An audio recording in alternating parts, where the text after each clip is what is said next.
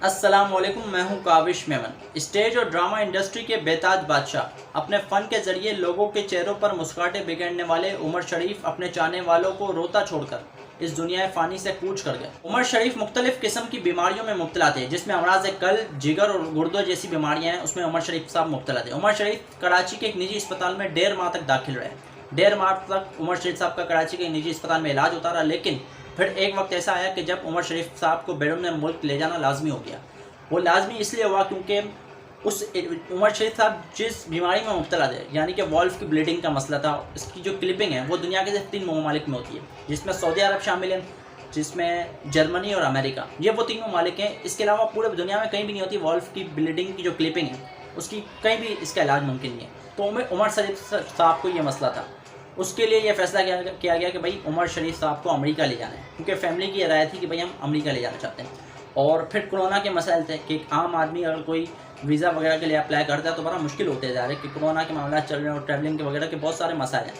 तो फिर मायानाज anchor puncture हैं वसीम बदामी, उनके ज़रिए ये कोशिश की गई कि भाई ये वज़ीर आज़म तक आवाज़ पहुँचाएँ ज़्यादा मीडिया के ज़रिए। फिर मीडिया ने ये आवाज़ उठाई ARY के ज़रिए, और फिर वज़ीर आज़म ने ये फैसला किया कि नहीं, हम इस मामला को आगे लेके चलेंगे और हम वीज़ा के मामला को देखेंगे। फिर वफाकी हुकूमत ने ज़्यादा कि वीज़ा का ये पूरा मरहला मुकम्मल हुआ और वीज़ा उमर शरीफ साहब का लग गया, अमेरिका जाने का फ़ैसला हुआ। लेकिन मैं समझता हूँ उसमें थोड़ी सी ताख़ीर हुई, ये काम जल्दी हो सकता था, लेकिन खैर ताख़ीर हुई। लेकिन फिर भी मैं समझता हूँ मुसलमान का ये ईमान है कि जैसी आपकी लिखी हुई है, जब लिखी हुई है, जहाँ लिखी हुई है वहाँ नहीं है।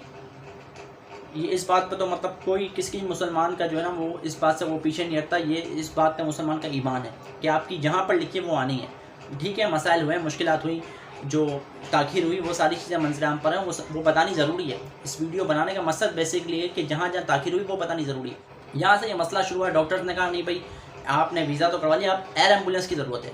और एयर एम्बुलेंस आप जानते हैं कितने मसाइल, कितने खर्चा होता है, उसको फिर लाने का मसला और पेमेंट वगैरह, सारे मसाइल। तो इसी मसाइल से हमें दो चार होना पड़ा कि सिंध हुकूमत ने कहा कि भाई हम आगे आएंगे और हम उमर शरीफ साहब की इलाज भी करवाएंगे और एयर एम्बुलेंस का बंदोबस्त भी करेंगे। तो सिंध हुकूमत आ गई। सिंध हुकूमत ने एयर एम्बुलेंस का बंदोबस्त किया, लेकिन वहाँ पर भी ताख़ीर हुई, पेमेंट वगैरह के मसाइल और फिर उसको लाने का इशूज़, बाकी सारे मामला। तो यहाँ पर एक ताख़ीरी सिलसिला शुरू हुआ। एयर एम्बुलेंस को लाने से पहले उमर शरीफ साहब अस्पताल में सेहतियाब थे, मतलब उनकी कंडीशन इतनी ख़राब नहीं थी कि वो सफ़र नहीं कर सकें, सफ़र कर सकते थे। लेकिन जब एयर एम्बुलेंस यहाँ पर आ गई तो उमर शरीफ साहब एक बार फिर उनकी तबीयत बिगड़ गई और वो अस्पताल में दाखिल रहे। डॉक्टरों ने उन्हें बैरून मुल्क सफ़र करने से मना कर दिया, यानी कि एयर एम्बुलेंस में भी उन्होंने कहा नहीं। एयर एम्बुलेंस में भी डॉक्टर्स ने कहा कि वो उमर शरीफ साहब सफ़र नहीं कर सकते। तो यहाँ फिर मज़ीद 2-3 दिन लगे उमर शरीफ साहब को सेहतियाब होने में, और जब वो फिर सेहतियाब हुए तो फिर उन्हें बैरून मुल्क सफ़र की इजाज़त मिल गई। वहाँ से उमर शरीफ ने अपना सफ़र बांधा। इस पूरे मरहले में आप 1-2 हफ़्ते लग गए, यानी कि एयर एम्बुलेंस, वीज़ा और फिर उमर शरीफ साहब की तबीयत ख़राब हुई, फिर सेहतियाब हुई, इसमें 2 हफ़्ते लग गए, 1-2 हफ़्ते। तो यहाँ पर एक ताख़ीर हुई। अगर वहाँ से एयर एम्बुलेंस का जल्दी आ जाना और ये सारे तबीयत नहीं बिगड़ती तो शायद हम जल्दी उनको ले जाते वहाँ। तो यहाँ एक मसला हुआ। फिर जर्मनी में जब यहाँ से परवाज़ उड़ान बढ़ी एयर एम्बुलेंस ने, तो रास्ते में उमर शरीफ साहब सेहतियाब थे। अब जो एंकर हजरात ये बता रहे हैं कि रास्ते में उनकी तबीयत ख़राब हो गई थी, तो ऐसा बिल्कुल नहीं है, सेहतियाब थे। लेकिन जब वहाँ लैंड करें, उमर शरीफ का एयर एम्बुलेंस ने जब वहाँ लैंड किया, तब उमर शरीफ की तबीयत एक बार फिर जो है वो ख़राब हो गई। और फिर ये फैसला किया गया, जो डॉक्टर्स थे, उनकी जो अहल खाना थे, उन्होंने ये फैसला किया नहीं कि उमर शरीफ को जर्मनी के किसी अस्पताल में अभी फ़िलहाल दाखिल करा लिया जाए तो ये अच्छा हो जाएगा। उमर शरीफ को वहाँ दाखिल कराया गया जर्मनी के अस्पताल में। फिर वहाँ उनके डायलिसिस वगैरह हुए। ये भी खबरें दी जा रही हैं कि डायलिसिस के दौरान उमर शरीफ साहब का इंतकाल हो गया, जबकि ऐसा नहीं है। जो डॉक्टर्स बता रहे हैं वो ये कि डायलिसिस के दौरान उमर शरीफ बिल्कुल ठीक थे, ओके थे, लेकिन डायलिसिस के 2 घंटे बाद उमर शरीफ साहब को दिल का दौरा पड़ा, जो जानलेवा साबित हुआ। तो यहाँ पर उमर शरीफ साहब को जर्मनी के अस्पताल ले जाया गया। इसके बाद ये हुआ कि ये भी इतलात मौजूद है कि एयर एम्बुलेंस भी ख़राब हो गई थी, यानी एयर एम्बुलेंस में भी कोई ऐसी फ़नी ख़राबी हो गई थी कि एयर एम्बुलेंस भी जो है वो रात के वक्त लैंडिंग की सलाहियत नहीं रखती थी, ना टेक ऑफ की सलाहियत रखती थी। तो ये भी मसला था कि फ़नी ख़राबी हो गई थी एयर एम्बुलेंस में भी। वहाँ पर एक ताक़ीदी सिलसिला शुरू हो गया कि जर्मनी, आप जानते हैं कि किसी भी मुल्क में आपको जाना हो तो डायरेक्ट आप वहाँ नहीं पहुँच सकते। जैसा कि अमेरिका ले जाना था उमर शरीफ साहब को, तो पहले जर्मनी के बाद जर्मनी में स्टे था, जर्मनी के बाद एक और मुल्क है कनाडा, वहाँ पर भी स्टे था, उसके बाद अमेरिका जाना था।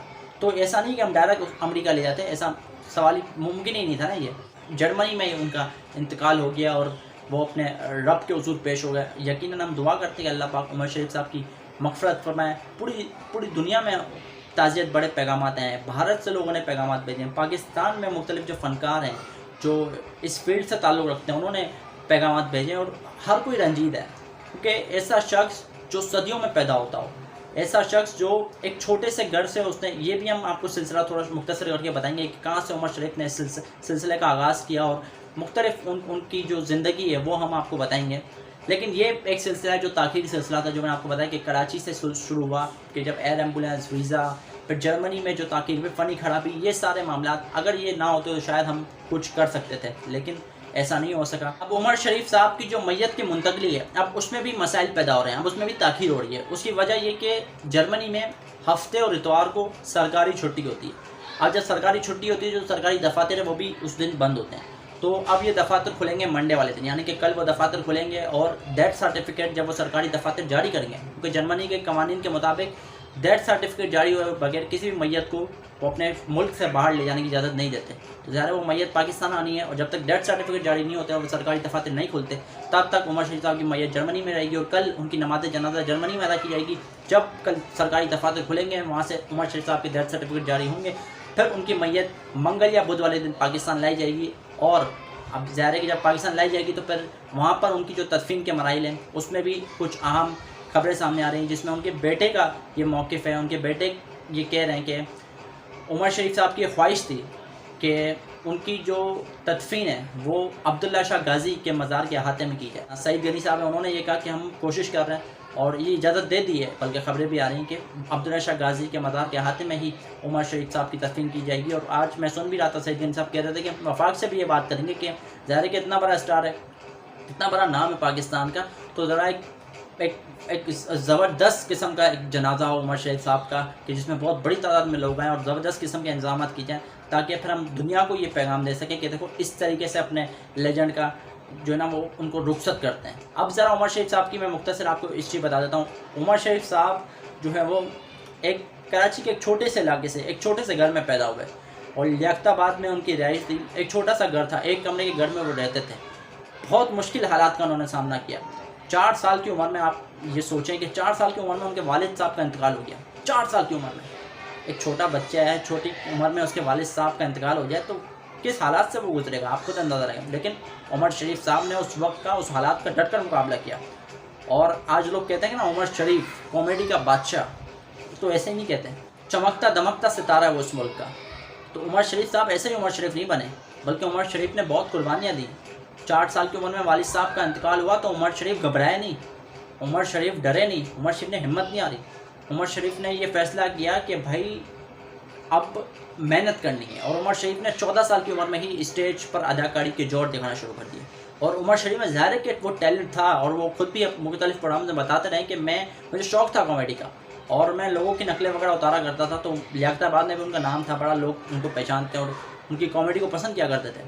बचपन से जब वो कॉमेडी करते थे, जब 14 साल की उम्र में उन्होंने स्टेज अदाकारी का आगाज़ किया तो फिर रातों रात उमर शरीफ साहब मकबूल हो गए और लोगों के दिलों में ऐसा घर कर लिया कि लोग आज भी उनको सुनते हैं। मतलब स्टेज अदाकारी तो उन्होंने छोड़ दी ना कॉमेडी करके, लेकिन हाईलाइट्स में यूट्यूब पर उनकी इतनी किस्तें पड़ी हुई हैं, वो आज भी लोग देखकर उनको हंसते हैं। तो उमर शरीफ वो नाम था जिसने 14 साल की उम्र में काम का सिलसिला शुरू किया, रातों रात मकबूल हो गया और फिर कॉमेडी के बेताज बादशाह कहलाए, कॉमेडी किंग कहलाए। उनकी इसी काबिलियत को देखते हुए हुकूमत पाकिस्तान ने उन्हें मुख्तलिफ किस्म के अवार्ड से नवाजा, जिसमें निगार अवार्ड भी शामिल है, जिसमें तमगा इम्तियाज़ भी शामिल है। तो ये वो बड़े अवार्ड हैं जिसमें उमर शरीफ साहब को नवाजा गया। और यकीनन पाकिस्तान का हीरो था उमर, यकीनन पाकिस्तान का हीरो है उमर। और यकीनन उमर शरीफ के जाने से जो ये खिलाफ पैदा हो गया उसको यकीनन आने वाले कई बरसों तक पूर्ण नहीं किया जा सकता। और जैसा कि उमर शरीफ के जो करीबी लोग हैं वो ये कहते हैं कि उमर शरीफ जैसे लोग सदियों में पैदा होते हैं। यकीनन अब उमर शरीफ के जाने के बाद हम उनकी अच्छी यादों को याद ही कर सकते हैं, हम उनके लिए मगफरत की दुआई कर सकते हैं। और हम दुआ करते हैं कि अल्लाह पाक उनकी मगफरत फरमाए, उनको जन्नतुल फिरदौस में जगह अता फरमाए, उनके जो अहले खाना हैं, उनके जो चाहने वाले हैं, उनके जो करीबी हैं, उनको सब्र जमील अता फरमाए। काविश मेमन को इजाज़त दीजिए। अल्लाह हाफिज़।